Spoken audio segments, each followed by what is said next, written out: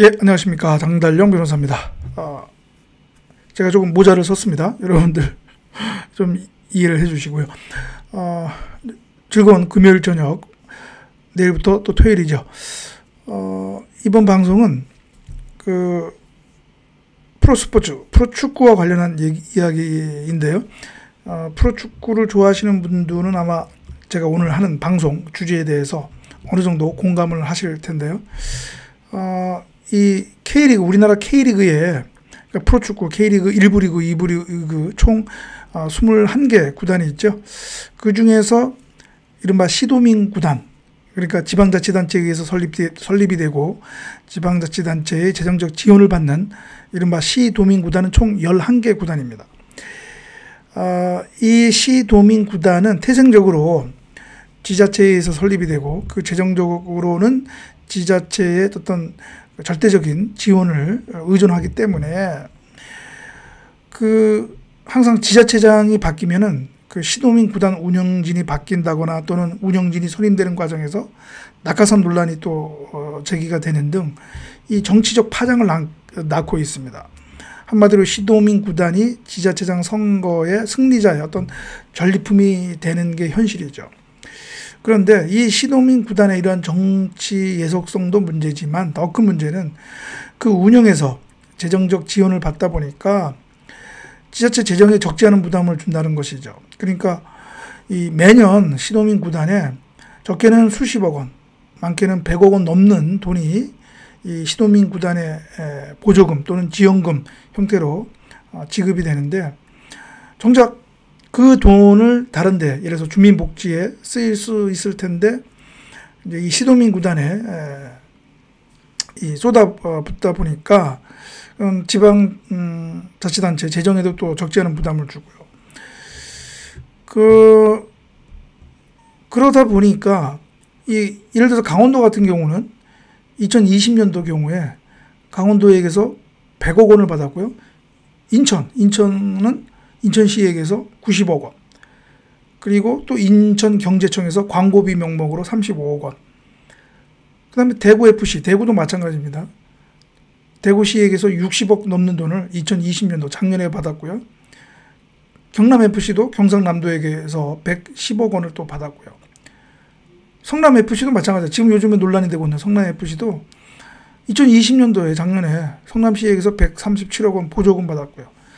안양FC도 55억 원, 광주FC도 50억 원, 수원FC도 89억 원, 부천FC도 54억 원, 충남 아산도 아산시에서 40억 원, 안산도 안산시에게서 38억 원을 각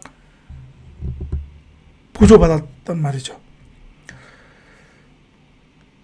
이게 참, 그런데 이 적지 않은 지원금 내지 보조금을 받은 이 시도민 구단이 대부분 다 거의 다 영업 적자이죠. 영업 이익이 없고 영업 손실이 나고요.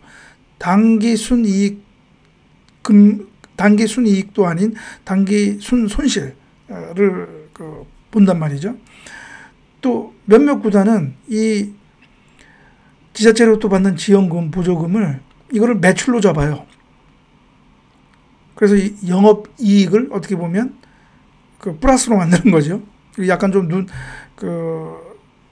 속인다고 할 수도 있을 텐데, 아무튼 원래 이 지원금, 보조금은 영업 외 수익이 되기 때문에 매출이 잡혀서는 안 되거든요. 그런데 아무튼 또 그런 어떻게 보면 뭐 편법이라고 해야 될까요? 그런 또 적어도 하고, 왜냐하면 또 영업 이익이 또 적자라고 하면 또 문제가 발생할 수 있으니까. 그런데 더 큰 문제는 뭐냐? 이 시도민 구단이 이렇게 많은 어떻게 보면 시도민의 혈세잖아요. 그 혈세로 지원을 받는 시도민 구단이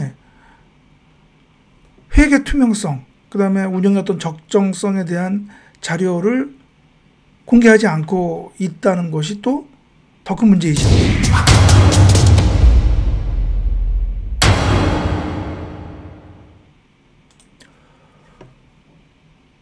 물론 이제 몇몇 구단, 강원 FC, 인천 FC, 대구 FC, 경남 FC 같은 일부 시도민 구단은 뭐 감사 보고서나 사업 보고서를 금융감독원 정자 공시 시스템이라고 하죠. 다트를 통해서 공개하고 있지만 수원FC, 안산, 안양, 부천, 충남, 아산 이런 데는 뭐 감사 결과를 아예 공개하지가 않고 있습니다.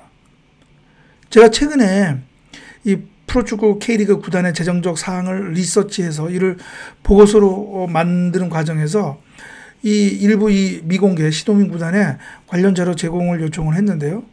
이런 지하에 거절당했습니다. 우리가 왜 당신한테 이 공개해야 하냐? 안 한다. 이렇게요. 그런데 여러분 생각해 보십시오. 깨진 독이라고 할 수 있는 시도민 구단에 지자체가 매년 어떻게 보면 물을 붓고 있고요. 물을 어떻게 보면 세고 있는 거나 마찬가지죠. 그리고 그 물은 시도민의 혈세에서 그 물을 마련하고 있는데 그렇다면 그 시도민 그리고 일반 국민이 그 물을 잘 쓰고 있는지 당연히 알아야 되겠죠. 알아야 또 시도민이 그 시도민 구단의 회계 투명성, 구단 운영의 공정성, 적정성 이런 걸 또 확인할 수 있고 평가할 수가 있죠. 이 다트의 사업 보고서를 공시하는 광주FC 경우에도 2020년 작년 연말에 광주광역시 특정 감사를 받았는데요. 보조금 관리 기준 위배 등으로 6억 원 환수, 부당 집행으로 2억 원 회수 조치 이런 걸 받았어요. 그러니까 이러한 회계 그 감사 결과가 공개되지 않으면 이러한 문제가 더 발생할 가능성이 더 커지는 거죠. 그러니까 이를 막기 위해서라도 회계 및 재정 관련 정보 공개는 필수적이죠.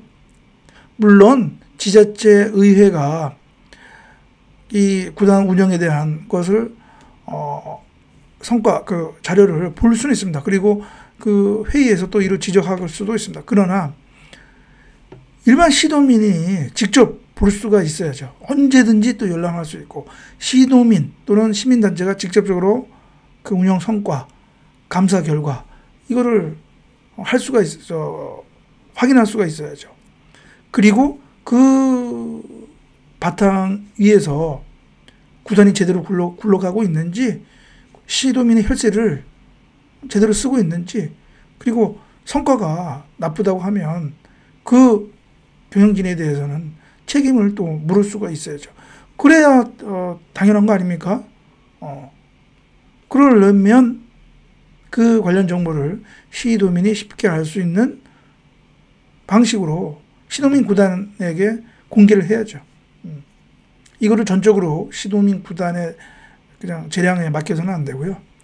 법 제도적으로 지자체 관계 조례가 있습니다. 이 프로축구 시도민 구단의 운영 지원에 관한 조례가 있는데 그 조례에 그러한 정보를 반드시 공개하도록 반드시 그렇게 의무적으로 해야 합니다. 예. 그래서 오늘은 여러분들에게 일부 시도민 구단의 그러한 불투명성 문제에 대해서 지적을 하고 그것을 시정을 해야 되겠다 하는 얘기를 여러분들한테 말씀을 드립니다. 예, 그러면은 오늘 방송은 이것으로 마치고요. 다음 방송에서 또 뵙도록 하겠습니다. 감사합니다.